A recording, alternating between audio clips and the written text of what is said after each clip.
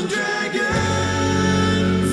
Time of magic, age of might. A band of heroes step up to the fight.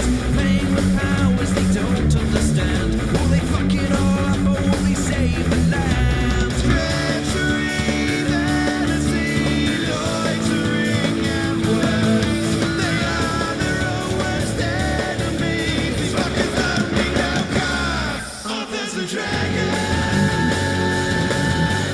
Authors and dragons. Their powers combined. A group of fantasy authors take on a sadistic games master. Will they survive? I don't know. I'm not your mother. Authors and dragons. Authors and dragons.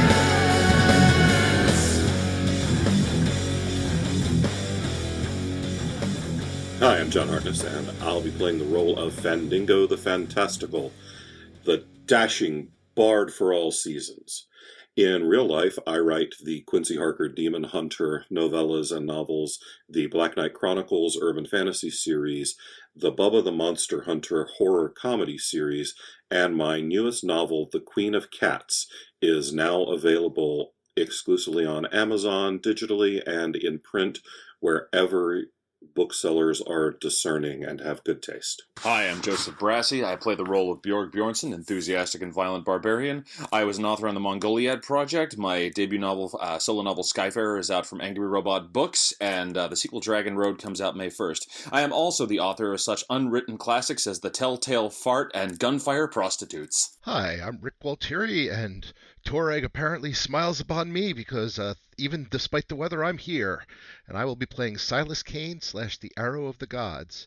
In real life, I read a bunch of books, but the only one I want to talk about right now is the Silas Kane Scrolls, which is available. And if you're listening to this podcast and you haven't picked it up, the fuck, dude? Hello, friends. My name is Robert Bevan. I play the role of Klaus Richter, the notorious axe-wielding rogue. In real life, I write the Caverns and Creatures series of comedy, fantasy, novels, and short stories, starting with the first book, Critical Failures. Hello there, my name's Steve Wetherell, and I play Brandon Firemaster, the sexually attractive monk. In real life, I write the Doomsayer Journeys, Shoot the Dead, Far Into the Dark, and of course the Brandon Firemaster Origin series, The Totally Adventures of Brandon Firemaster. Go get it! What light through yonder window breaks? It is the east, and Drew Hayes is the sun. Yes, I am Drew Hayes, author of books such as Superpowered NPCs, Fred the Vampire Accountant, Secondhand Curses, the Villain's Code series. And next month, I will have the honor of rolling out our 4th Shingles book, Aliens Wrecked Our Kegger. Probably available for pre-order as you're listening to this, so go scoop that up. And as you know, I am, of course, the GM for this cavalcade of madmen who have wandered into a dark and foreboding cave. But before we join them in that cave, there is a little bit of in-house business to take care of, and don't worry, I promise you're gonna like this. You see, we do listen to our audience, aside from when you're yelling questions at us and we're telling you all to go fuck yourselves. It's a give and take, but it is a relationship, and we're honoring that. So we know the number one thing that people seem to want is more content, more episodes. Let's be honest, you want us to go weekly. Now here's the thing, we can never really take this podcast weekly. I mean, the time involved in playing and organizing and getting everything set up and edited out, it's a little more than we could all commit to every single week. I mean, we'd basically have to be making so much from this that it was a revenue generating piece rather than something we did out of love. So we probably could never take this to a weekly thing, but we have been tooling around and we've come up with something that we think you're going to like. Starting in April, there will be content from Authors and Dragons every week. Main channel, no Patreon. In between games, you're going to be getting what we're calling the side quest episodes. They are us trying out different segments, kind of a more traditional podcast with us in the host roles. If you like it, we are going to make it an option. Now, doing more content means getting more things edited. So we're trying to get the Patreon up to a point where we can then pay our editor to, handle making those episodes of the podcast. So, the long and short reel out, because we didn't know this in the side quest episodes, so we have to give it to you all up front. is that the new Patreon goal is going to be $750 from where we are now, or $750 total. I think that's only a few hundred from where we are now, and if you really like the side quest, consider joining the Patreon, because that's going to be where you can get a lot of extra content such as Mimic Chess. But to be clear, once we meet that goal, side quest will be available to everyone. It's a main channel show. We really want to roll it out. We just have to get to a point where it's fiscally capable of, paying everybody who deserves to be paid for their work. Now, Steve's got a few quick announcements of his own. Yeah, Drew's made some very good points there. I'm going to make some not very good points. You want to see a Authors and Dragons comic book? Go to the Patreon, give us some money. You want to just give us some money to have some cool logos and T-shirt designs? Go to our merch store. We've got a merch store with T-shirts and all kinds of cool things like phone covers and mugs. If you just feel like burning through your money because you got so much of it, why not donate to my GoFundMe to send me to this year's Con Carolinas? Maybe you don't care about there being a taped live episode. Maybe you don't care about the behind-the-scenes documentary. Maybe you don't care about me dressing up like a prick in a convention. But maybe you do. And if you do, why not go to the GoFundMe, donate the price of a cup of coffee or a small car, and make the world a better place. Well said, well said. As I told you last time when we left off, a being of shadow had risen from the middle of the cave. There were some people kind of off-screen who were captured, and as this figure rises up, so too does a pair of ghostly sets of armor that are standing in front of you. And Klaus, your axe is really glowing. It is putting off so much energy. You feel like if anybody else touched it, it would almost try to burn them. You can only hold on because it's your axe right now. I face it. Axe, should we go put on the armor? The armor is moving menacingly, and the gentleman in the center with the big glowing aura, kind of just grins and says, "Oh, I remember when I was you." Me in particular? In your position. Oh, all right. So stupid. I've only been one other person. So unaware of what's to come. Unfortunately, we know that. Come, you great thundering idiot. Come and set me free. That's a poor choice of words for Klaus. And we're not even going to preamble this shit. Initiative. All right. There's no pretending on this one. Is Bunther still with us? That was not clear to me. I will give you the background stuff in a moment. We're getting initiative knocked out first. All right. I don't know if Bumper was ever really with us. Yeah. But Bunther came along to do his own thing. Bjorg heroically rolls an initiative of 6. Silas, or Arrow of the Gods, gets a 20. Klaus rolls a 26. And Ningo rolls a 12. Okay, Brandon Firemaster rolls a 17. All right. With those statistics, narratively appropriately enough, Klaus, you are kicking things off. Yeah, this is the first time I've rolled a good initiative in a while. All right, I guess... See those rogue senses of yours. All right, Klaus would like to roguishly run up and smash one of these armor guys with his axe. Okay. Run up and roll me an attack. All right. All right, Klaus rolls a 13 plus whatever axe bonuses. All right. We don't have Fandango music going, do we? Nope, Fandango has not been up in the initiative yet. All right, and damage for 4. Okay, you take a sizable chunk out of this thing. It definitely, your axe is popping. You leave a huge slice down it, and behind you the cadaver dude is just yes. Silas. All right, the Arrow of the Gods will step up, and he will unload into the same suit of armor that Every time. He will shoot arrows into the same suit of armor that Klaus was attacking. Okay. He shoots a load in his armor. All right. First one is 17 AC. I love that even though it says Arrow of the Gods, the one of them is still Suck Torak's dick. Yeah, 17 AC will hit the shit out of it. All right. So that's 28 damage from that hit. Ooh, natural 20. Cannot be crit upon. Okay. If the whole vibe hasn't given it away, kind of an undead thing going. Okay. But you still fucking destroy this thing. I mean, you didn't know arrows could fuck up a suit of armor that hard. I am happy to do the fucking. It's kind of showing up my axe. Happy Come to on, fuck. axe, step up your game. You loosened it for him. Oh. Well, let's be honest. You're just Klaus. I'm the Arrow of the Gods. Okay. It is the Phantom Armor's turn, but little cinematic off-screen, you see Bunther run over to the area where the cages are and begin just slicing through the locks kind of effortlessly and kind of gathering everybody together. There's a few like random little cave things that get near him occasionally, and they get sliced in half instantly. Nice. No, it's okay. We've got this. That really is your problem. I wasn't kidding.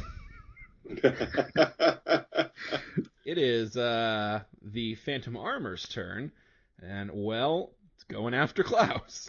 I'm guessing a 10 doesn't do jack shit. Not to Klaus Richter. Nope. Well then, that was that one's turn. Brandon Thighmaster. Brandon Firemaster will approach the suit of armor next to Klaus and unleash a flurry of blows. Every time. Okay, he hits for a 22, a 14, and a 15. All of those will hit.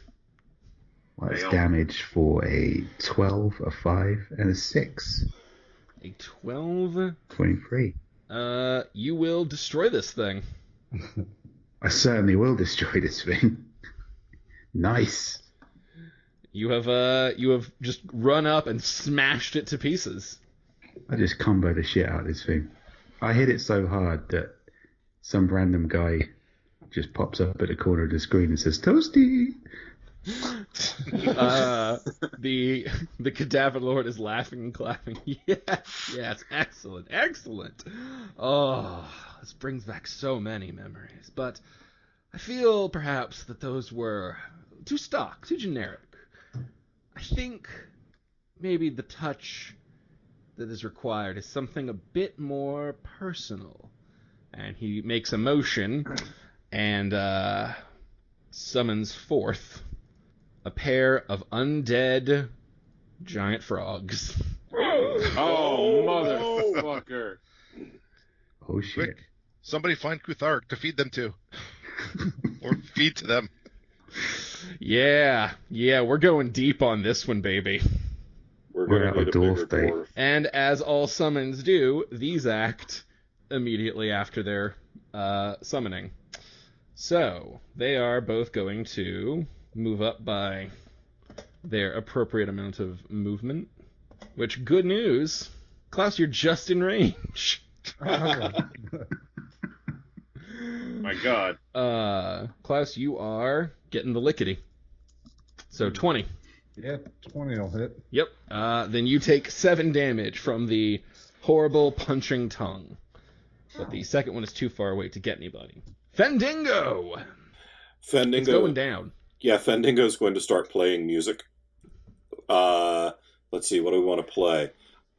Fendingo's going to bust out his double-headed lute and start jamming some Rob Zombie. I think this is kind of a Dragula. Feels like a Dragula-style fight. All right. And then that's my standard action, and I can still move.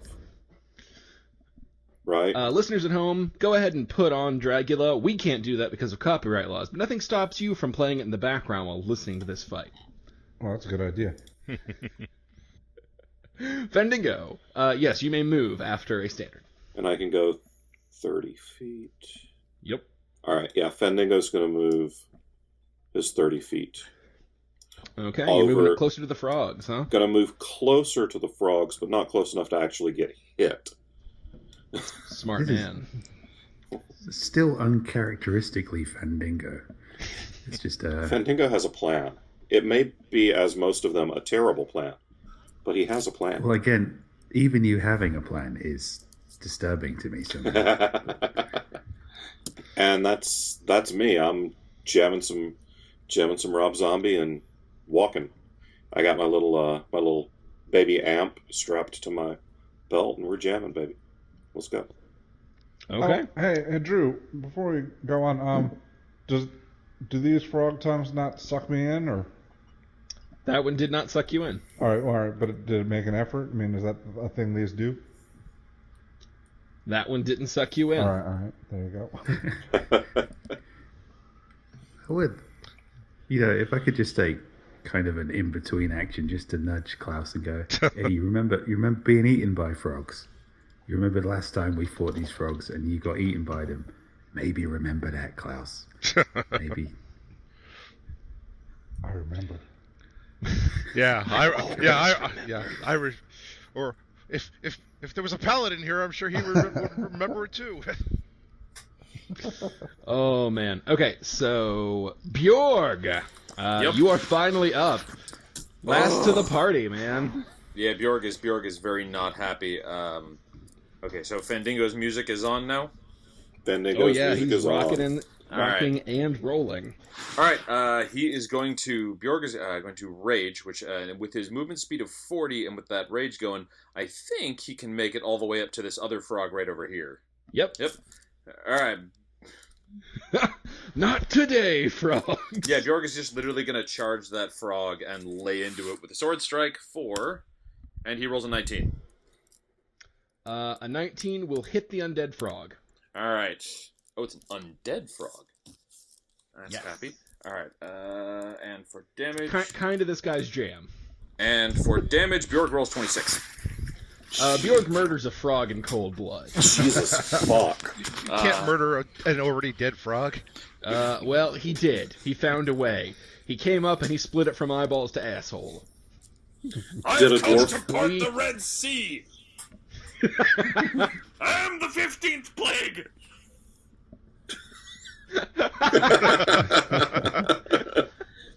I think you need that on a t-shirt. That's a tempting episode title. Klaus, you are up. There is one frog in front of you and the dude who keeps summoning shit. Does my axe heal me? Your axe is always healing. All right, how many points? That's on you to keep track of.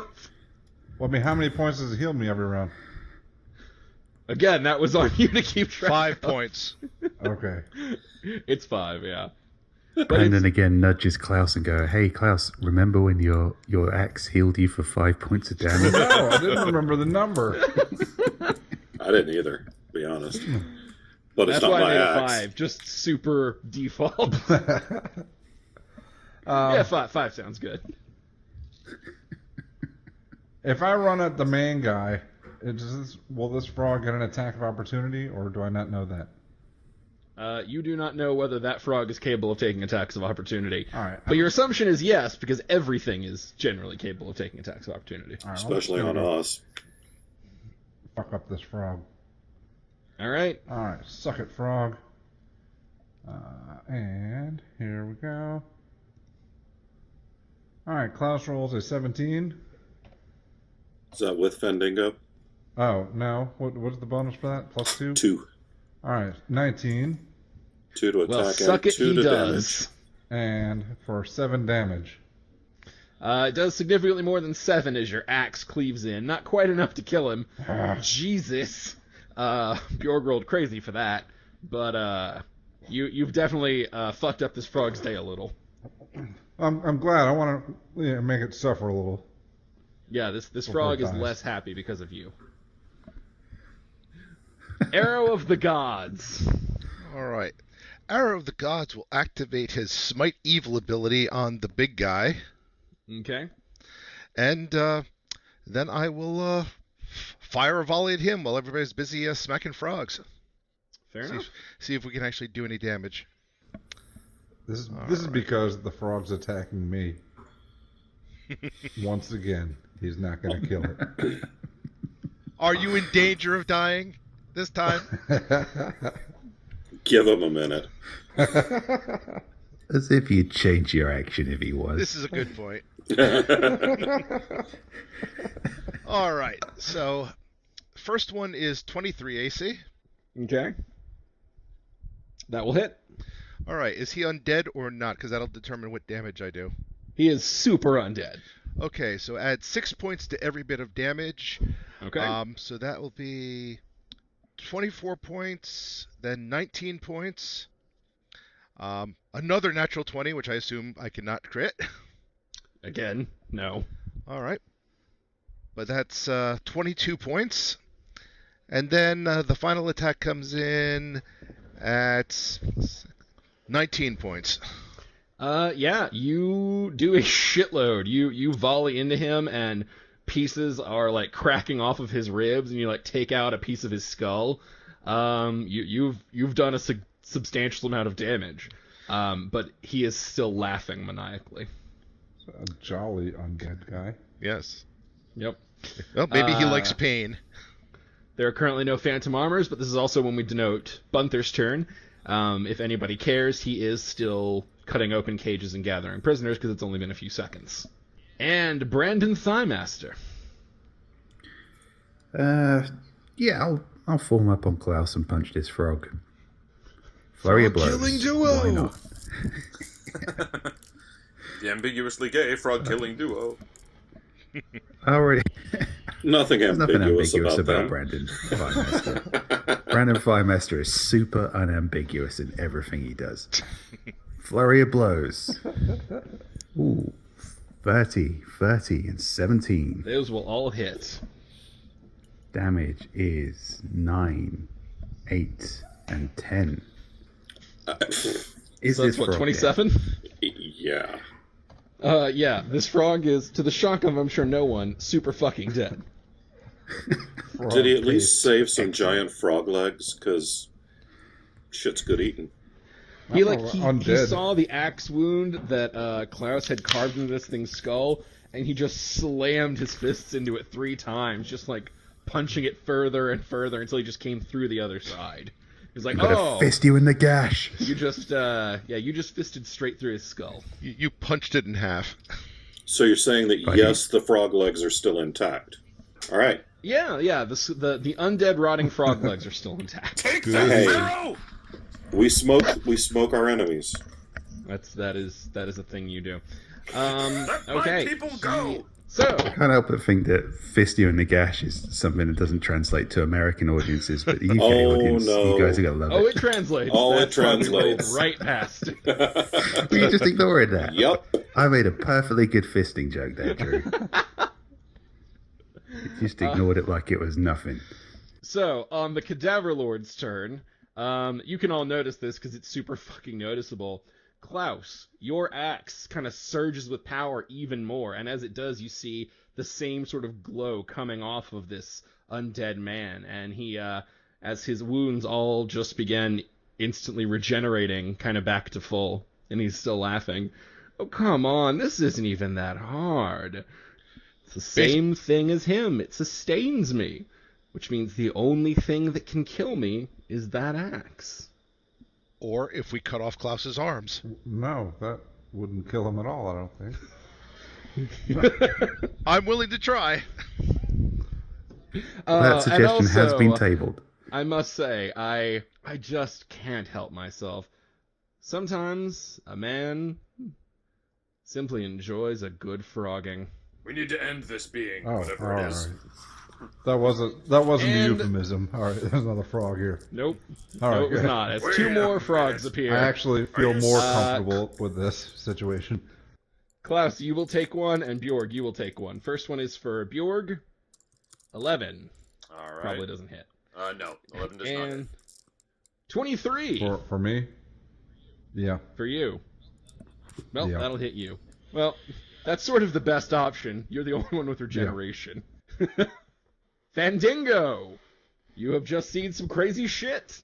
None of this makes sense. Fandango wants to look around and see if there's a fire or coals or anything that he can make be really super fucking hot. You're in a dark undead cave, so no fire. All right. We got to figure out a way to make the axe kill itself. Because if Klaus kills this dude, then Klaus becomes this dude. Oh, if only Silas was here. He could make anyone kill themselves.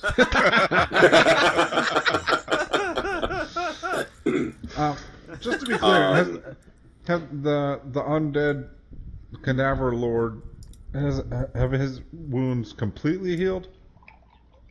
Wow. Yes, he is Oh, completely man. regenerated. That's a lot better than the +5 I'm getting. Yeah, he's a lot more in tune with the axe than you. Is there Also, anything he's else? undead, and they naturally regenerate.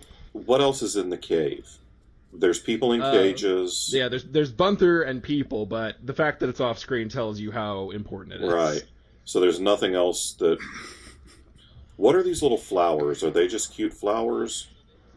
So those are the glowing flowers that I said were here to explain why everybody could see. Okay. Nice. So no, they're Them not some important. convenient flowers. Yeah, those Alright. are very convenient flowers. You're welcome. Yeah. I felt like this was going to be hard enough. All right, Fandango's going to move another 30 feet forward and off to the right to kind of get an angle on the undead guy and not be close to froggies. That is fair. Because fuck frogs. Do I still get a standard action after I Yep, move, that's just a right? move. Somewhere a single tear rolls down Kermit's cheek. Nope, still. I assume you're using your bonus to keep playing. Yes, my free I can keep playing as a free action, yeah. Fandango's going to cast Hold Person on the undead thing. And try Okie and, dokie. Let try me know and- what he needs to roll for that. yeah. And now we open the second cider. I've already poured another glass of wine. Yeah, I popped Like mine. a fancy asshole. He needs to roll a will save to negate. A will save to negate. Okie dokie. And The DC... it does not affect him. Fucking undead. Alright. Alright, well, that's my turn. Bjorg! Alright, so I got this frog in front of me, right? Yeah, you definitely got a frog in front of you. Alright, For the moment. Bjorg is gonna basically like haul back, look at the frog, and just kind of scream, "Froggy, Frenchy, Frenchy, Froggy!" And he rolls a 26 and a 31. One being a natural 20. Well, you can't crit on undead, but those will both hit. Also, roll again on your natural 20. Okay, that's 19. Okay. Yep. I don't... There is no critting on undead, but the auto kill rule is always in effect. Alright, so... Wait, I just rolled like two 20s in a row. You didn't let me re-roll them? They weren't on the A, they weren't on the same thing, and B, it doesn't matter on that guy. Oh, okay. Yeah, I think our new auto kill rule is if Bjorg hits something, it's fucking dead. That's fair. Alright, and Bjorg rolls, let's see, for the first hit, that's 26 damage. And it's dead. You kill it, you clearly cleave its head right off, and then you stab it through the heart just for fun. I want to make sure even your ghost can't have feelings. The room is full of frog mist. I don't know why, but I'm just picturing Bjorg like softly singing to himself as he butchers the frog. I want to know what love is. No, you can show me. I want to feel what love is. Klaus! God Bjorg might damn, be losing his mind, but there's one less frog in the world. God damn it, Bjorg, stay off my gig.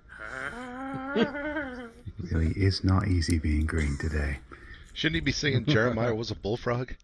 Not anymore. It was a bullfrog. If it made Jeremiah sense, is it nothing wouldn't be anymore. crazy.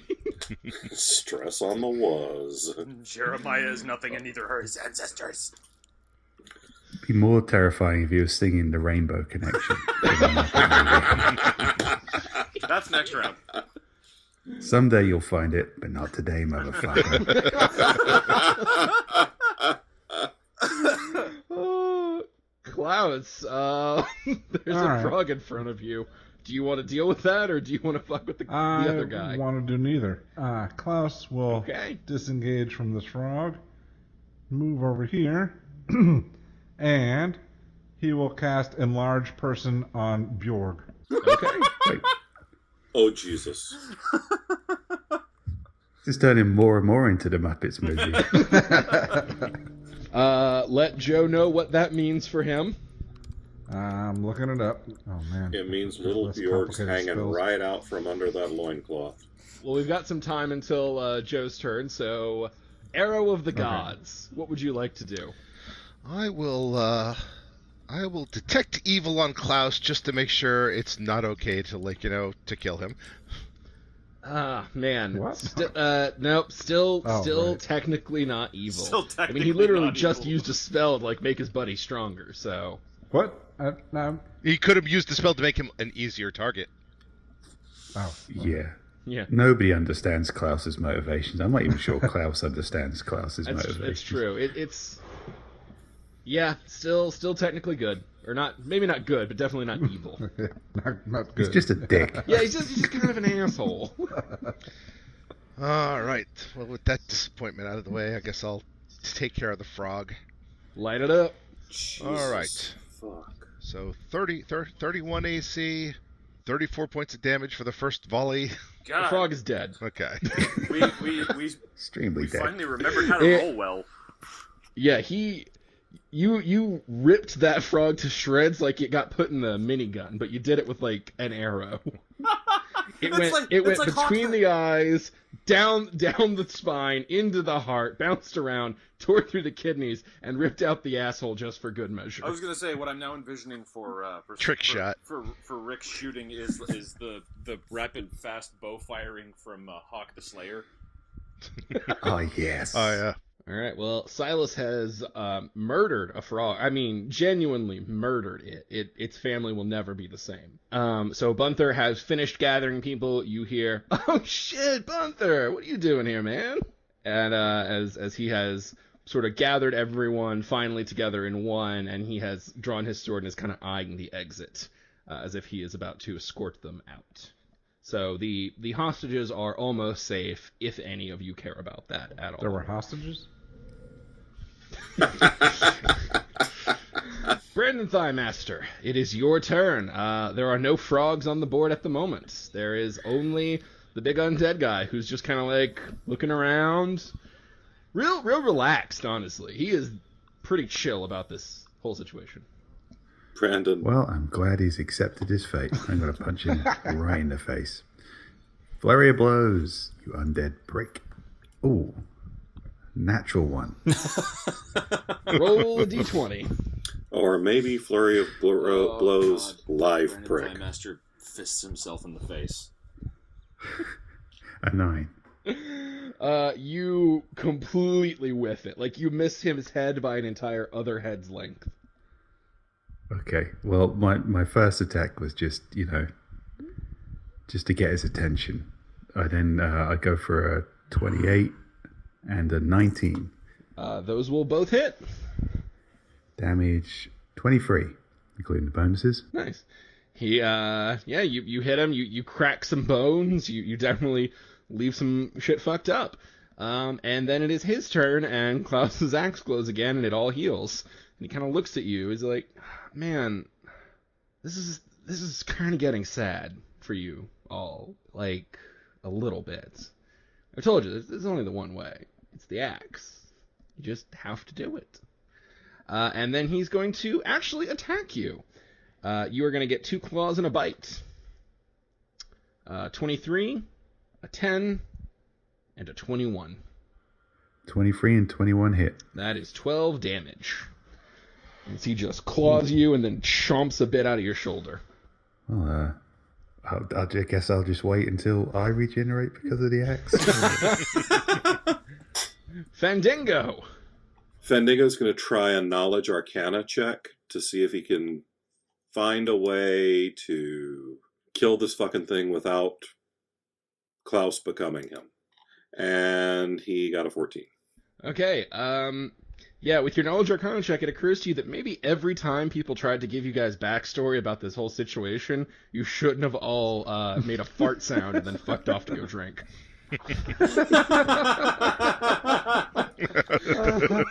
With that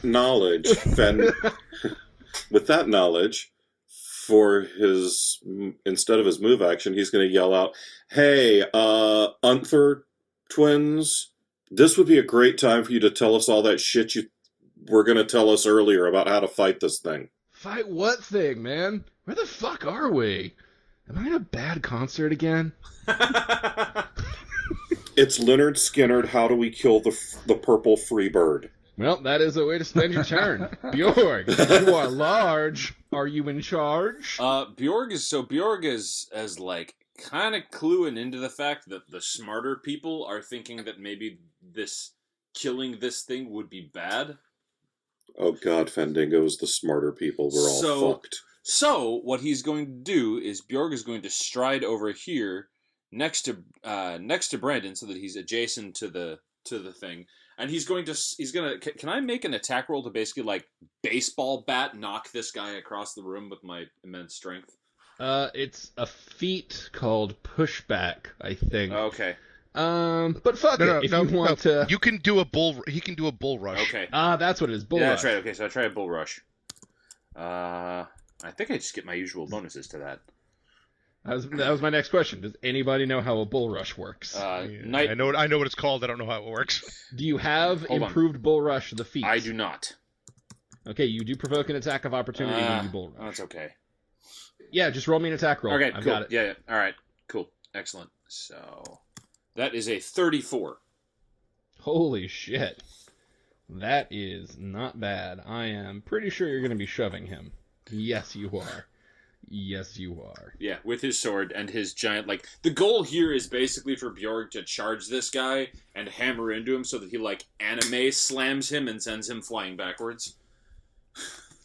Huge, man. Just field kick him. Or field kick him, too. Can I field kick him? Can I get a running soccer kick? In the nuts. You can manifest your bull rush however you want. All right, he cool. claws you back with a natural 1. The natural 20's not to hurt himself, so Good. he just sort of misses you but spins gracefully. And you are going to knock him back, I think, 15 feet. Wham! Okay. Get him away from Brandon and get him far away from her. Klaus! All right. Klaus would like to cast Shield on himself, and then we're going to stay over here and regenerate a few more hit points. Done. Fuck the party. Arrow of the gods. Well, first I will call upon the knowledge of the gods, but it's particularly Toreg, and see if I can do a religion check that gives me any insight into this undead horror. Okay.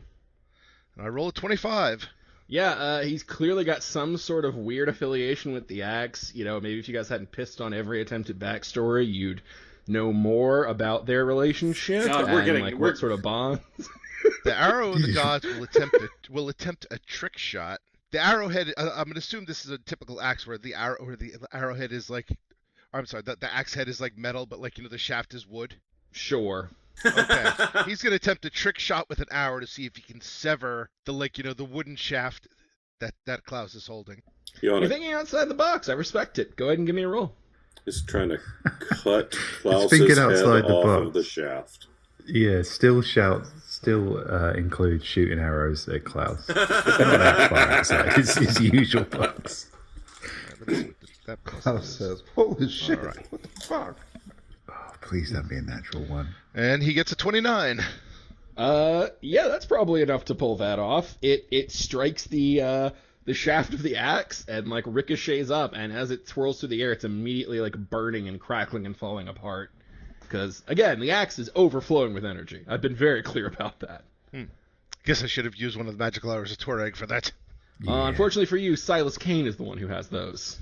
Well, yeah, I meant the magical arrow of the gods that I have. Yeah. So, as we move from that, we're back to doing another Bunther run, and now he is kind of moving everybody out toward the exit. But as he is going, Fendingo called to him. He will kind of pause and be like, yeah, this is how it kind of always goes. There's a reason we try not to get attached to you guys. I'm pretty sure we helped with that. You did. Look, you guys are assholes, but my brother kind of likes you, so I'll tell you this much. Nobody knows how to kill this thing without using the axe, but our dad once theorized that it might be possible. The whole, thing with it is it's divine in nature but corrupted, so in theory, a really potent concentration of faith could, sever the link, but you would need the kind of undoubting, unwavering faith that only the most devout of clergy or the truest of idiots possesses. So, not really accessible to most people. I never thought I'd say this. But like the Silas Kane signal. God damn it, we need Silas. If only he were here. Brandon Thighmaster. It is your turn. You say faith, but Brandon Thighmaster has absolute and unsullied faith in Brandon Thighmaster. So he's going to just go up and scream his war cry of, I believe in me, and then flurry of blows this guy. For a 30, a 17, and a 23. You hit, and you do a lot of damage. And then his turn comes, and he completely regenerates again. Oh my god, this is an existential crisis. You believe in you. I took a self-help class once. It did a lot of good. Good for you. Good for you. Have a frog. well, I got a frog out of the deal. Hey, I didn't want a frog. Well, you got one. You're the one asking questions about how to kill him. God damn it. And, once again, froggies. Maybe they'll go for the bigger target. Froggies go after their summon. So, Brandon gets one, and Fendingo gets one. First, Brandon Thighmaster. A 22. Does hit. 12 damage. Fendingo the Fantastical. A 10. Go fuck yourself, Froggy. Froggy will go fuck himself. It is now your turn, Fendingo. Is that a bard power? He just do that whenever he Froggy, wants. go fuck yourself. It's like Froggy win a Corton, but with much more lewd. Fendingo's going to start running for the cave entrance. I've got to go find Silas. All right. I guess take an attack of opportunity. So, all right, here's your options. You can either move 30 feet without an attack of opportunity or 60 feet with one. Yeah, no, I got to find Silas. So, yeah, I got to go the full 60. All right. 11, I'm guessing, does not hit you. Also, 11 does not hit me. Yeah. All right, you get 60 feet. Okay. I'm right by the door. Bjorg Bjornsson. Oh, the door is sealed off. Remember, it closed behind you guys? No, I did not remember that, but... Yeah. He clearly didn't remember that. It's okay, I can bang on I mean, you were going to get away from the frog anyway, so... Also true. Bjorg, you are still mighty and tall. Also, there are frogs now. Bjorg is going to rush at the frog near Brandon. Well, wait, is Fendingo out of the other frog's range? Oh, yeah. Okay. Yeah. Okay, cool. That was Fendingo fucked all the way off. He ran away extremely effectively. I pieced right the fuck out. All right, so Panic moonwalked real hard. Bjorg is going to bound twice and basically just drop his sword and body weight on this thing for 36. Suck, Bjorg's dead. That's also a natural 20, so... On undead, but give me another. Give me just a d20 to see if you get another. That's 15. Well, then roll damage. All right. I think his damage bonus is probably more than the frog starts with. Maybe? I don't know. He's been close a few times. It hasn't been like, holy shit, why bother? Well, he rolled a 19. Well, you didn't kill a frog. Okay. We are all a disappointment. Bjorg slams his blade down into the frog, and when it doesn't die, he gets that Arnold confused face. Although, to be fair, it's a 21 because of Fandango. Oh, right, it's a 21. But also still doesn't kill the frog. Klaus, it is your turn, sir. There are 2 more frogs on the field, although one of them has gotten the shit kicked out of it by Bjork. It is hanging on by a literal thread. There's one hunk of skin keeping it from falling in half. All right. And to the best of my understanding, if we do kill this guy, I'm going to become him. I mean, he said that when you walked in, so yeah. Well, maybe we shouldn't trust him. He's a dick. But Also, many people have so told are you you. that exactly how this plays Yeah. out over and over All right. again. well, that's not good either. Shit. I guess it's come to this. I shout for Bjorg. I need you to cut my hand off. Are you sure? No. Just do it. Bjorg just looks confused and then says, "All right." Well, it's not Bjork's turn, so, Arrow Klaus of the lies Gods. down on the floor and puts his wrist out. Arrow of the Gods, you are in an interesting dilemma. It's the chance for Silas to save the day. But if you don't do it, Klaus is going to suffer.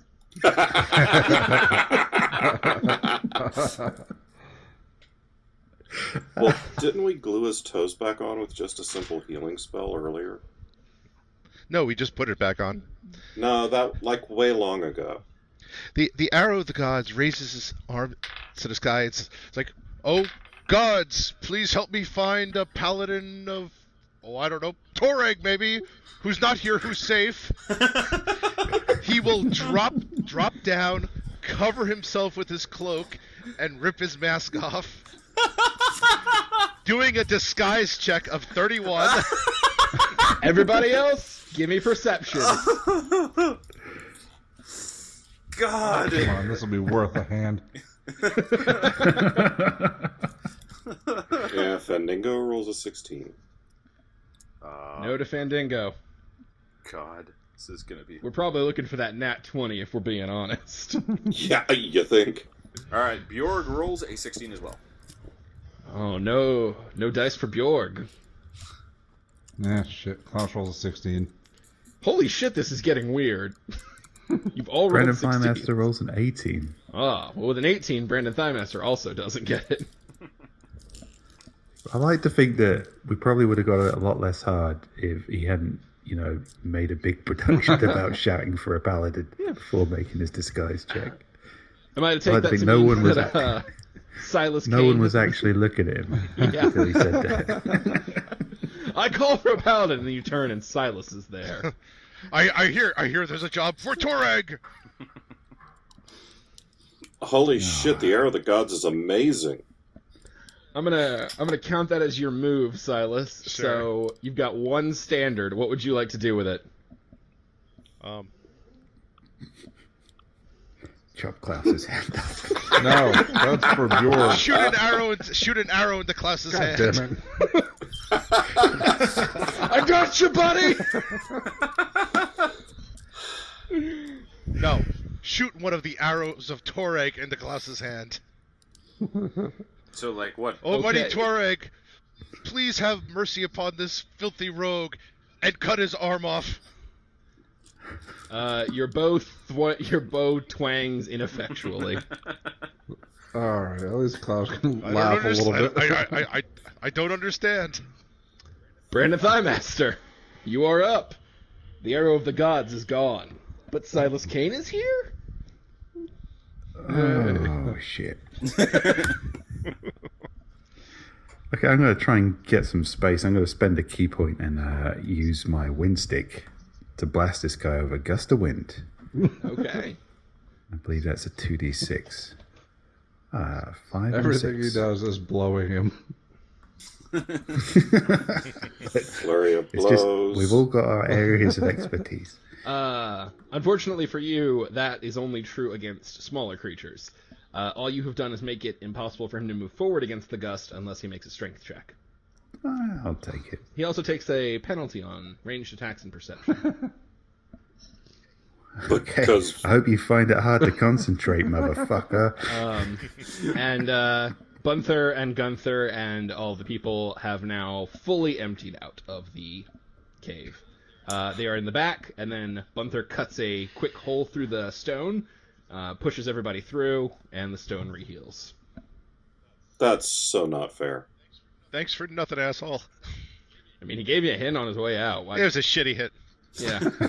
Yeah. Well, he tried to give you a lot of hints for a Well, long we're time. We're assholes. shitty people. Well, he should have been less of an asshole with his hints, and maybe we would have listened. No, All we right, wouldn't. it is. Yeah. We are back to the undead. He is, of course, a fully healed, and he says, "Boy, you know what feels like it hasn't been happening in a while, and I miss it. I do. I miss it. Directions. I just miss the suits of armor. They were fun. They were fun. You know, the frogs are fun, but these are fun too. And yeah, so boom, you both have a set of armor. One is now flanking Brandon Thighmaster, and one is all up on Bjorg's shit. So Bjorg went first. 19. That'll hit. All right, 10 damage. Ow. Brandon Thighmaster, 23 for 7 damage. That hits, yes. Yep. And now the frogs go. Bjorg, 24. Yep. Jesus. And this one will move to here and get a lick on Brandon. What's the damage?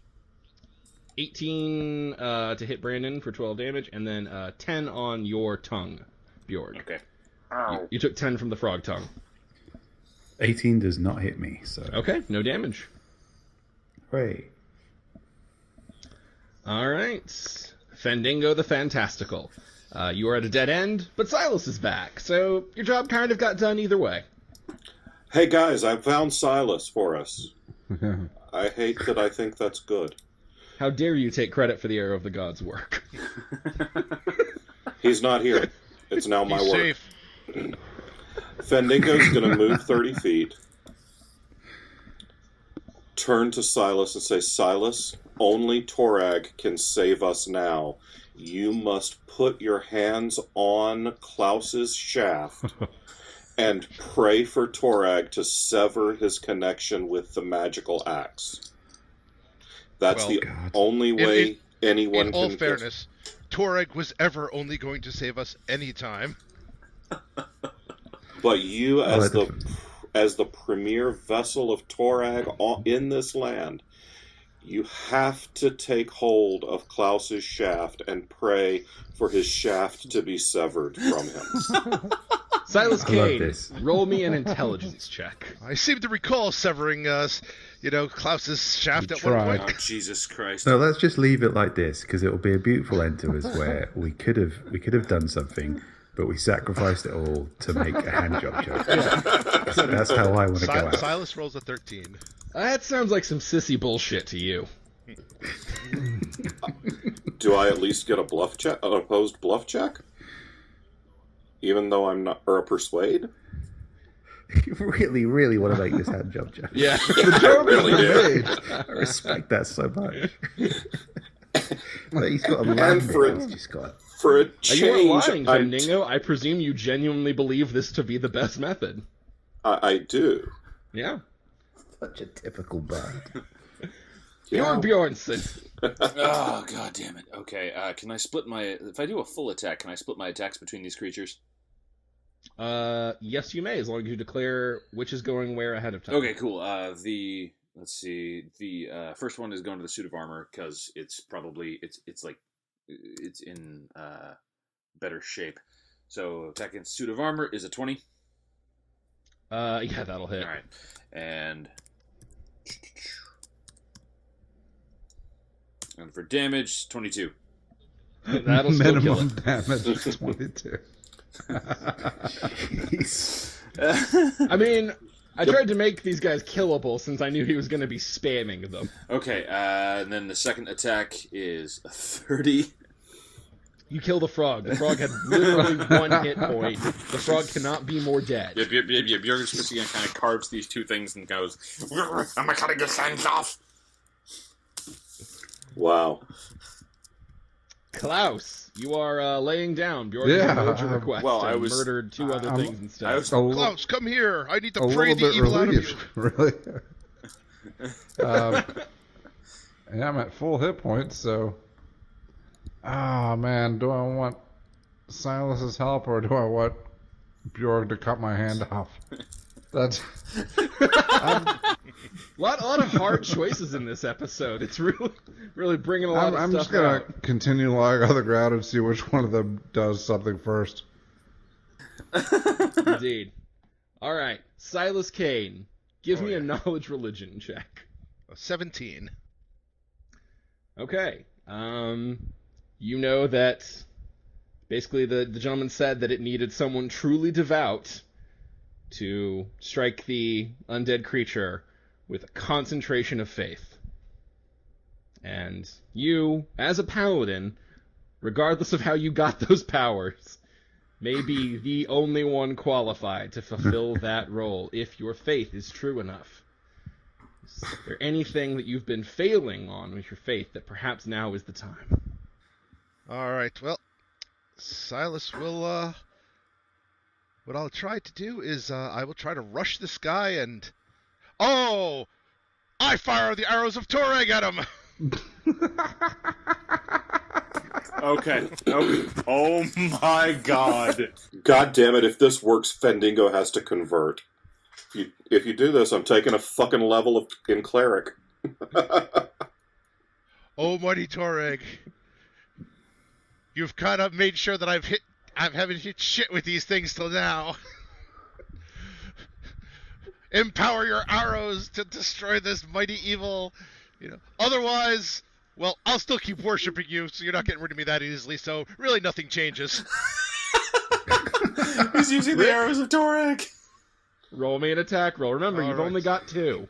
All right, well then the first 2 pretty much go in the same shot, so that would be a +4, that would be a 33 AC. That will hit. So for 24 points and 23 points. Damn. Okay. Before your eyes, you all almost can't believe this, as Silas Kane draws an empty hand for the umpteenth time from his goddamn quiver. Fendingo screams, "No!" And yet, for all the many, many, many faults of Silas Kane, the one thing I cannot say as a DM is that he has ever wavered in his faith. As he pulls back the bowstring, a arrow of divine light appears, What? with a second notch below it, as the unquestioning faith of an utter idiot is manifested and fired into the undead creature, who, with a look of shock upon his face, kind of staggers back twice, and the glow goes out. Kick He is his no ass! longer glowing with the same magic as the axe. And the axe is starting to, sputter and spark and flip the fuck out, by the way. Brandon Thighmaster, he is still standing, but he is no longer glowing.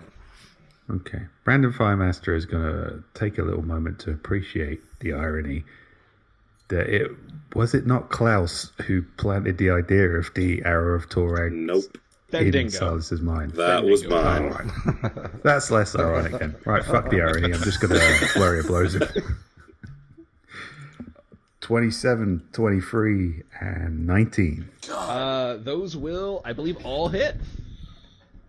Okay, damage for 13, 13, and 10. So 36. Jesus fuck. All right, now you do notice that your hits are not doing as much as they should be. Now that you're actually hitting him, this is relevant. But you have still dropped a heavy hurting on this asshole, who is now it is his turn, and he is looking down in shock and confusion. What? That's Toreg, This is motherfucker. impossible. What did you do? And he is just going to go into a frenzy and attack the nearest thing, which is Brandon Thighmaster. Claw, bite. I think only the 19 might hit you. The 19 does hit, yes. 7 damage. 7 damage. 7 damage. And now it's Frog o'clock. Brandon, how fucked are you? I'm down to 12 hit points, I think.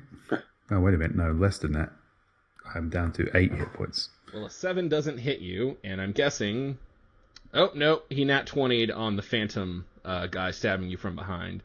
So let's roll again to see if that crits. It does not. So 5 damage. Okay, I'm down to 3 hit points. Bjorg train is coming. Fandingo the Fantastical. You might be shitting your pants. I genuinely don't know how you're reacting to this. Yeah. So my free action is still maintaining my... yeah, goddamn, what the fucking fuck, Silas? Whatever. Fandingo's gonna run towards Brandon because we're about to be down a monk. If That is true. I can't get all the way to him and still cast a spell, but I can get... I do have healing potions on me. Oh, well... So I'll probably be alright till the next round, providing something doesn't go terribly wrong. So Fandingo's going to move 20 feet and cast a spell. Okay. Move 20 feet and cast whatever you would like to cast. I'm going to cast Blistering Invective on the Phantom Armor, who just stabbed Brandon in the bum. Okay. Now I have to go read Blistering Invective again. Already there. It's reflex save or it catches fire. Demoralize isn't going to matter, but... Nope. But I will make the reflex save for him. And... Oh, that's not good. Just add 2 to this. 18. So, he rolls a reflex save of 18? Yep. Yeah, that's going to beat my DC. Alrighty. So, yeah, Fandingo's going to run forward and tell the suit of armor that its mama was a can of tuna fish and its dad was a Pabst Blue Ribbon can. And the empty armor is not impressed. Bjorg, it is your turn. Bjorg is going to take one massive step to bring himself right up against the big evil. And he's just going to kind of grin down at it and say, "You're not glowing anymore." I was really worried that it was going to come after my arm now. Bjorg heroically races over to chop off Klaus's arm. And Bjorg rolls a 24. That will hit. And he just... Oh, wait, actually... No, wait, I move. Let's see, was it a... How does the 5-foot step rule, like... Okay, never mind, he can't full attack. You're fine. Yeah. You were close enough, you had plenty of movement. Okay, cool. Well, no, I was wondering if he moves at all, he doesn't get 2 attacks. I don't think. No, if you're free 5er, you do get 2 attacks. Oh. 'Cause that's a free action. All right, well then, in that case... Oh god, I can't wait for 5. Oh, and the second attack was a 30. That will also hit. All right. Clearly. So first damage is 24, and second damage is 25.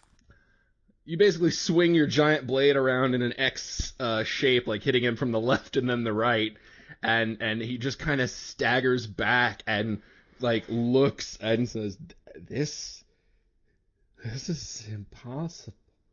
I don't know what comes next." And he crumbles to dust. And as he does, Klaus, your axe is glowing brighter and brighter and hotter and hotter. And yeah, it feels unstable. And it's your turn. So do with that what you will. Can I let it go? You may. Do you just want to drop it, or do you want to throw it? I was thinking there's a frog over there. And yeah, can I throw the frog? The frog. Yeah. Just go ahead and roll me a dex check. Dex check come up. I wish this was a bear, but fuck you, frog. Klaus rolled a 19 plus whatever. Do we have Fendingo bonuses still? You hurl the axe away from you toward the frog. As it moves, it's crackling, and you start to see breaks in it appear as it's sort of like blowing up from the inside. And as it's like halfway to the frog, it just detonates. A massive blast of magical energy explodes over all of you, drowning you in a sea of just swirling chaos and madness. Thank you, Toreg! And that's where we're going to end things for this particular week. We will be back in 2 weeks with a fresh episode, and we'll also be back next week with the first side quest, which is tangential, to say the least. I feel that's a safe one. But lest you think we're done for the night, we are not. We're still taking your questions from the Facebook Live blog at facebook.com/AuthorsAndDragons. And, yeah, Joe, take it away. So our friend Guy says, do you guys have a plan for just one character dying, and what is it? Also, have you thought about doing a one-shot where your numbers are diminished, i.e. last week without Rick? Well, we usually play when someone's gone. We just couldn't do it last week because it was this big final battle thing. And also, now that we're at this point, I think it's pretty clear why we couldn't play without Rick. Yeah, that would not have worked. Yeah. I don't know that we necessarily have a plan for anything, but sometimes it feels like one or more characters dying is an objective. I mean, way back when we were like, getting our asses kicked like weekly and stuff. I actually do have like a plan for a backup character if that ever happens. Yeah, I think y'all have talked. I know Steve even like named his because it made me laugh. Yeah, I remember that as well. Stan Dandy Liver. Yeah, mine was Jorcer the Sorcerer. Yeah, Jorcer the Sorcerer. I don't expect any new character I roll to be any less of a prick than the one I'm playing now, so We never I don't would. think it'll be too much of a step. We never would. All right, let's see here. Our friend Simon says, "Holy crap! I have a legit question for you as authors for once. Aside from the advice, just right, because yes, I'm working on that. Can you offer any advice or suggestions on how to mature from the seed of an idea to an actual story that someone might read? I've got lots of little bits floating in my head, but that's about it so far. P.S. If you all die, maybe you can be reincarnated as Brandon's next set of abs." I like how God willing. I like how this assumes that Brandon has iterative sets of abs, like he periodically sheds them like a shark teeth. No, each ab is its own set of abs. If you look Jesus. closely enough. Oh God! It's... I like the fact It's that a each fractal. ab has its own soul. That we could just all play a new game where we're all just part of one character's torso, like some muscular Voltron. Two of your abs get married and have baby abs. All right, so if you want to learn how to craft a story, read books on how to craft a story. There were some really good ones. The Writer's Journey, Joseph Campbell's book on the hero's journey. All of those are good books on craft. Stephen King's on writing. Deborah Dixon's Goal, Motivation, and Conflict. But also read a lot of the kind of book that you should have a grounding in the type of book you want to write so that you know what that type of book feels like. If you want to write fantasy, read a lot of fantasy. If you want to write mysteries, read a lot of mysteries, because there are certain waypoints that you need to have or your readers will be disappointed. So study the genre that you want to write in, and then, in addition to put shit on paper.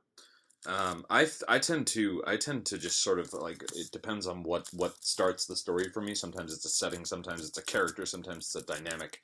And what I'll do is I'll just ask a shit ton of questions of myself, and I'll go for a walk, I'll listen to music, I'll just, put myself in whatever headspaces make me think of the thing that is sparking this concept.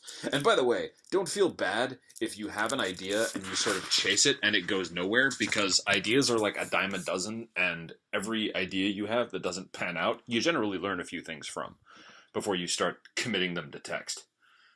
And don't forget to check the blood. Like, a lot of people forget that. They'll just take out assumption that their dealer is giving them, like, pure goat's blood. But honestly, if you check, you'll find that there's, like, cow in there. And when you draw the runic symbols to connect to the dark gods that make the story flow, if you don't have pure goat blood, you're not going to get a straight signal. And that's where a lot of writer's block comes from. So, do the extra mile. Really, talk to your blood dealer. Make sure you're bringing the best tools you can to your workspace. Yeah, don't trust the man made of wicker. He always lies. And I'm going to say, aside from the advice, just write. No, fuck that. Just write. And, you're going to write some shit before you write some good stuff. So keep writing. Was it like 1,000,000 words? And maybe after. You're also allowed to write some bullshit after you've written some good stuff. I'm going to assume you're right at the beginning of the writing process here. And what's quite a useful exercise, and it sounds obvious, but a lot of people don't do it, is take a look at the media you consume and really think about why you like it and what it's doing. Just really kind of break it down. If you think a joke is funny, think, why did I laugh at that? If you think something is exciting, if you think there's tension in the scene, you think, why is there tension in the scene? Just really kind of break down what you already consume, and you'll start to see the little kind of, I guess, behind the scenes elements of what builds a story and what makes a joke and what makes an action scene. Well, if you want to casually practice too, something that I know a couple of my friends have done. It's there's this thing that artists will do where they will watch their favorite cartoon or whatever, and they'll pick a frame and they'll just try to redraw it in their own style. And so the way to learn how to transition what's in your head to what's on the page can be to watch a scene and think, how would I write that if prose was the only medium I had available to me? Yeah. I used to do a similar thing when I was studying film. I would think, because you consume so much and you take it all for granted and you don't look at the strings, and you think, how would I direct myself waking up and getting ready? Yeah. And as soon as you start thinking about things like that, you start to pay attention to the strings. That was something we did in acting class too. That was an improv exercise that that was the beginning of every improv class, was mime your morning. Oh, you actually got taught to do that. I had to find that for myself. I think my university education fee has been massively wasted. I'm going to go approach them for a refund now. I'm going to add an extra fuck you to whoever asked this for making us get serious on the question. Drew left out the fact that it has to be virgin goat's blood when you're starting out.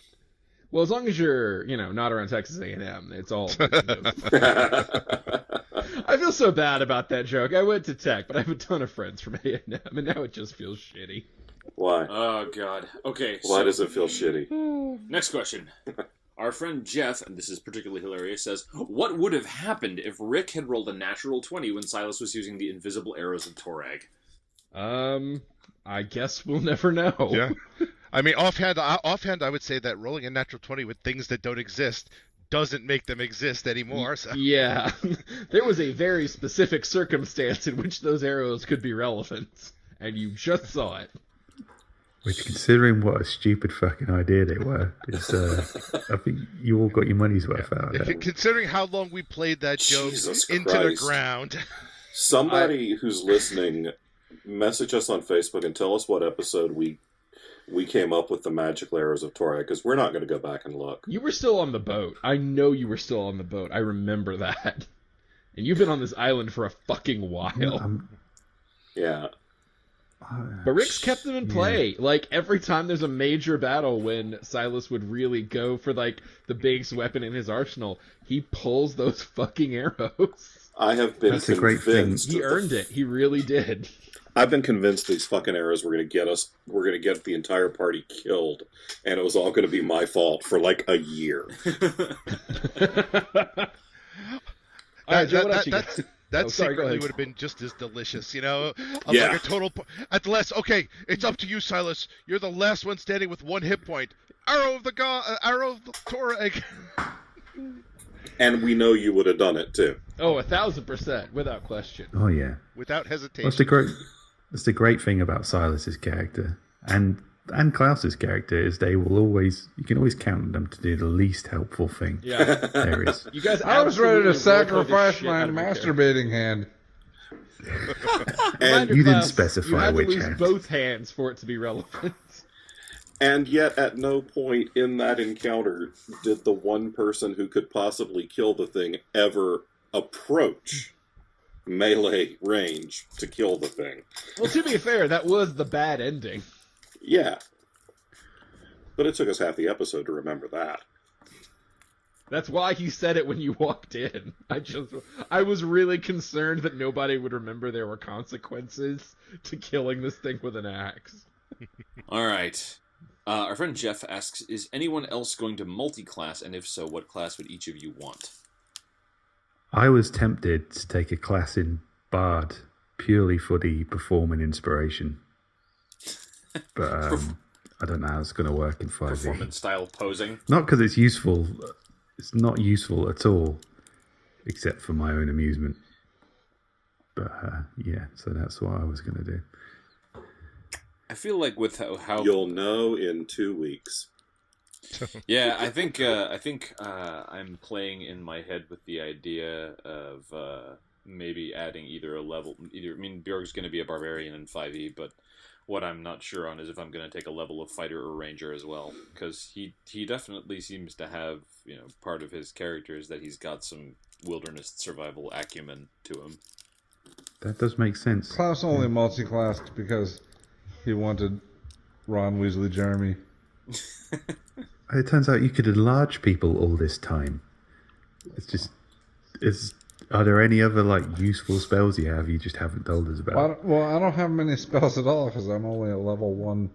What am I, wizard? I legit forget you're a wizard most of the time. It's just got... I'm a very stable genius. Oh, God. Okay, so our friend Scott asks, what impact has A&D had on your writing career? Steve and Rick, have your A&D books done as well as other releases? Both of my answers are linked.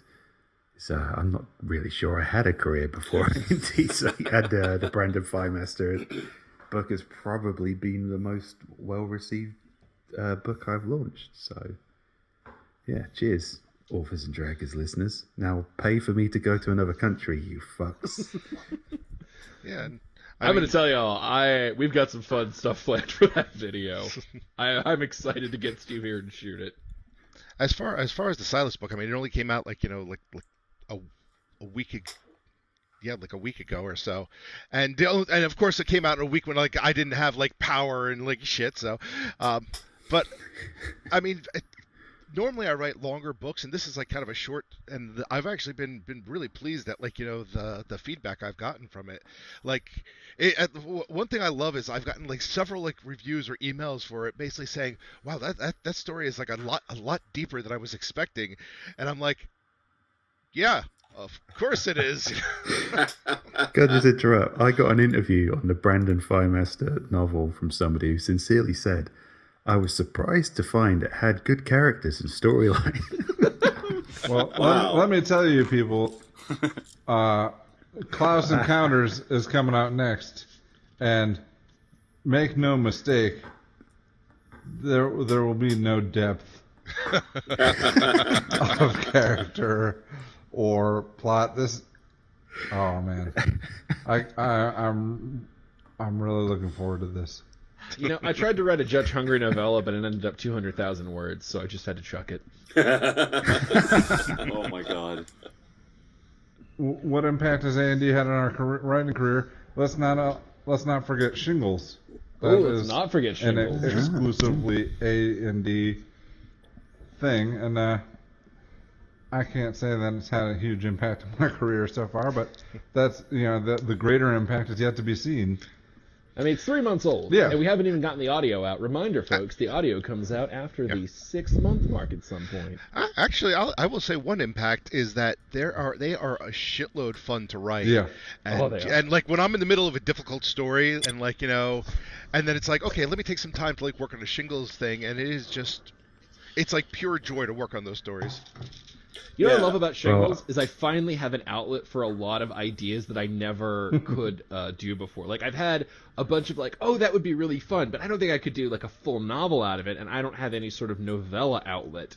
And so Shingles has been great because it's I've got these fun, silly premises that I can finally explore because we have the context to use them. Yeah. Now, What in I defense like- of the rest of the world, Drew, you think War and Peace is a fucking novella, so... What I like about Shingles is that I now live in a country where you can be arrested for making a bad taste YouTube video. So I like to think that one day somebody's going to ask me what I'm in for, and I'm going to say the monkey's penis. So yeah, I'm going to get beaten to death in prison because of Shingles. So it is going to be my defining career moment. Yeah, but Shingles is freeing. That's what I like. Is like you could take Maybe in your country, Rick. well The opposite. after bail, it's freeing. But what I really just like is that concept of like, you know, I might be in the middle of like, you know, say a series or like doing, and I need to follow the rules of that world, and just like the Shingles is basically just take anything and run in any fucked up direction you want to go with, and that like I said, there's something freeing about that of just saying, you know, I don't have any limits with this. If like, you know, if I want this guy like seeing dead children after he jerks off into his like, you know, into his his haunted sex Spoilers. toy, then Wow. That's a good place like to it. end this question on. I'll actually add one more thing about A&D and how it's affected my career. I can't speak for everybody, but I'm guessing probably to an extent the others.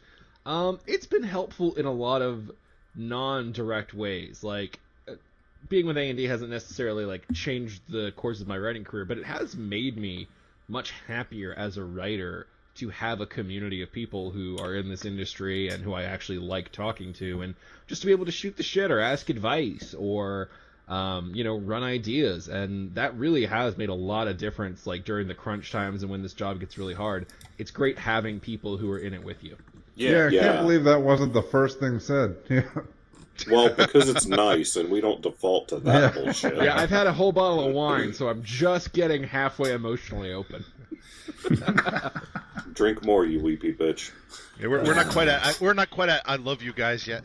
Yeah, I have to drink 9 bottles of tequila to say I love you to someone. I'm getting close. So, yeah. All right, Joe, give us another. All right. So our friend Mark, fuck you, Mark. Let's see. I have 2 questions. Here we go. Drew, I'm looking at becoming a DM. Any advice or resources you would suggest? Now, for the other question, I have a problem. When I read any of your works, after having exposed myself to the podcast, I hear your voice into narrating certain of your characters. Hearing Fandango's voice utter Quincy's lines, Joe's Bjorg and Skyfarer, or his everyday voice is Harkin, Bevan is Drunken Tim. So please tell me I'm not alone, and when you read each other's books, you experience the same thing. Mark, All right, so let's start. Stop exposing yourself. God damn it, that was my joke. Oh, sorry. Mark, have you considered picking up our audiobooks, in which the books are read in voices that are different from our own, and everyone might say, better voices than ours? I highly recommend Secondhand Curses, which is narrated by 3 really good narrators. Oh, those are wonderful people. I was very happy with them. I'm enjoying the fuck out of that one right now. Awesome, man. Glad to hear it. That was Yeah. a fun one to write. I bet. You fuck I wish with I could a listen lot to of shit audiobooks. there. I can't. It gives me headaches. Ooh, yeah. Except for nonfiction. I can only do nonfiction. Well, pretend that this bullshit you wrote is real. I can listen to mine because I hear it in my own inner head voice. I'm not convinced that's healthy. Yeah, no, it's definitely not. But, you know, we are where we are. Yeah. And no, I personally don't hear... I don't hear, like, Rick when I read the Tome of Bill stuff. I did, however, hear some Rick when I read the Silas Kane scrolls. But I think that's a little more inevitable. But yeah, no, I don't hear these guys when I read their other stuff. Yeah, I'm with John. I mean, you know, like reading like Hell's Titties, like, you know, those characters had distinct voices, which, like, you know, I didn't hear either, like, you know, Steve or Bob in my head. You know, same with like Fred the Vampire Accountant. You know, I mean, my when I read anything, I mean, for some reason my brain will latch onto some like accent or some like inflection, and that's how that character sounds, and it has nothing to do usually with reality. It's worth adding that no one would ever describe me as soft-spoken, and that's kind of a defining Fred thing. Actually, if you're one of the 9 people who've read Pairs and Perils, you can picture thunder in my voice, and that's probably not too far off. It's hard. It would be hard to read Hell's Titties and in Steve's voice. Yeah. But True. That would sound way too you know, proper. in our last episode, I did my British accent. I would like to hear Which was beautiful. Steve's redneck American accent. Well, maybe we'll do a special release of Hell's Titties where I just narrate all the parts Oh God, in a terrible American. Boy, that sounds like a great Patreon exclusive, is what this I'm is hearing. a $1,000 goal. Yeah, the sort of Patreon exclusive that you can get if you sign up right now, and also get access to Mimic Chest and encourage the side quest in the comic. We're pimping the Patreon, y'all. We really are, because we want to pay for cool shit. Yeah. It is worth noting it all gets reinvested back into fun shit. Yeah. I That was could the DM part of narrate. that question for me, though, right? I could narrate one of Steve's books in my British accent. I'll talk to you about that at Con Carolinas. I'm looking for narrators for Doomsayer Journeys. Let's have that conversation, Bob. When we're Hey, both if there's a really douchebag, I'm the guy shithoused. you count me want. in, man. I got that. So, what was your answer about DM resources? Well, honestly, I mean, the best resources are the core books themselves, obviously. And all of 5e is free right now. If you are starting out, I would really highly, genuinely recommend 5e as a system. It's no secret. We've talked about pretty openly. We're about to switch over to that. And part of the reason for it is it's very stable and it's very balanced. And that makes things easier on a GM. Because when you have fucked up balance issues, it can be hard to create a fight that's challenging for them or to know where to progress them next.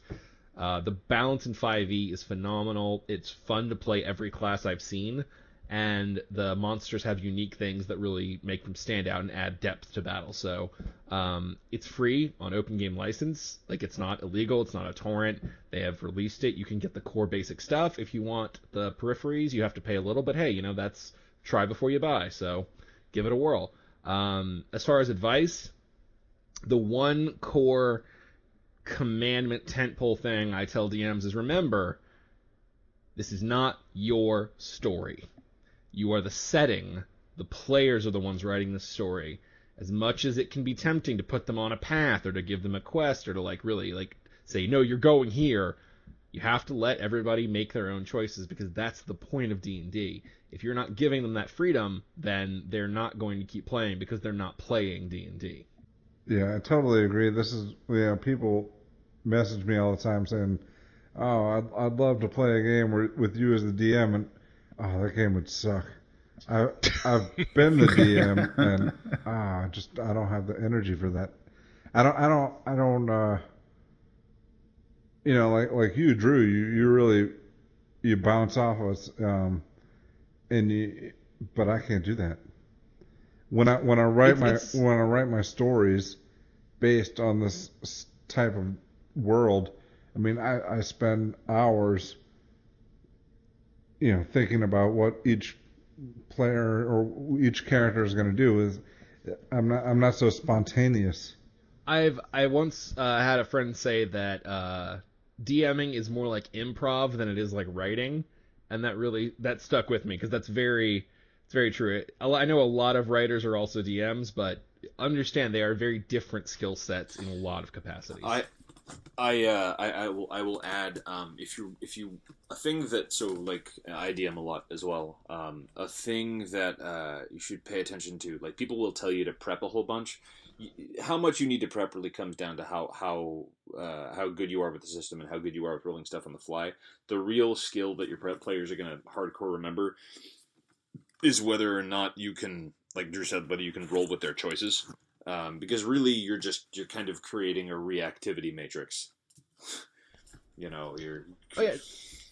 Good. Don't be afraid to take 5 if they completely fuck you up. Sometimes, when we end these episodes, the players have made a fucking batshit choice, and I'm like, all right, we'll cut there. And then I have 2 weeks to prep and think, okay, what's the next step their feet are going to land on?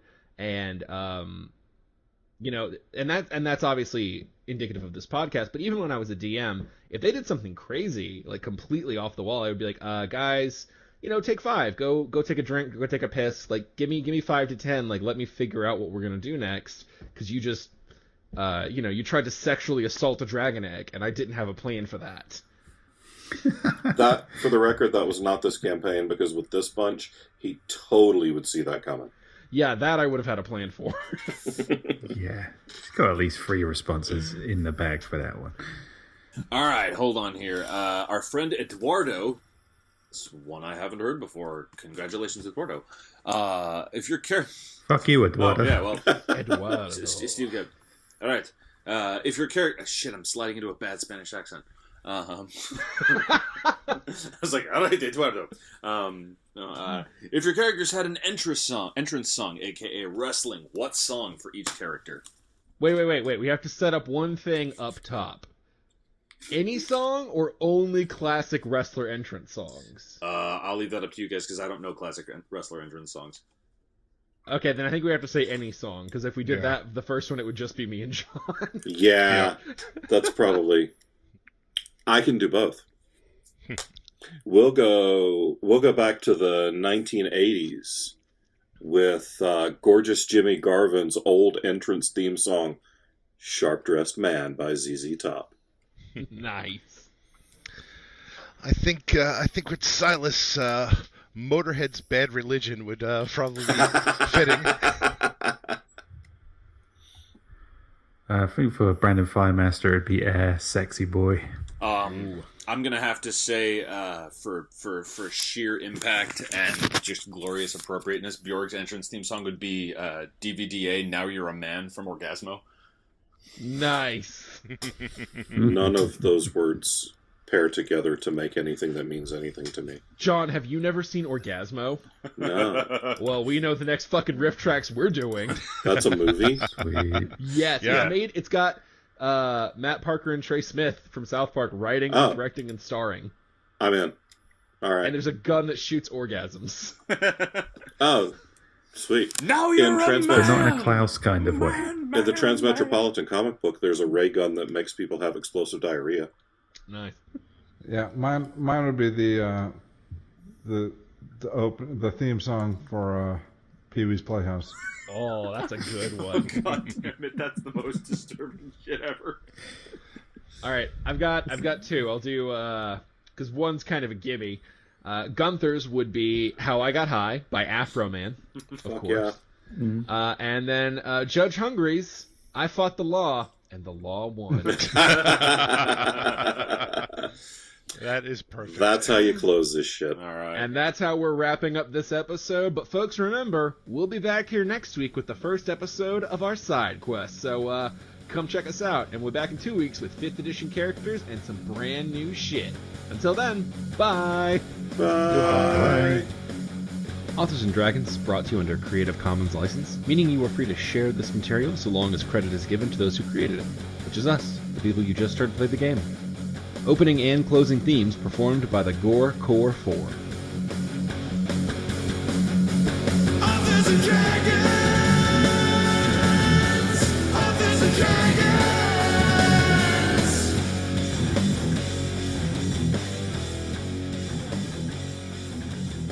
I was ready to sacrifice my masturbating hand.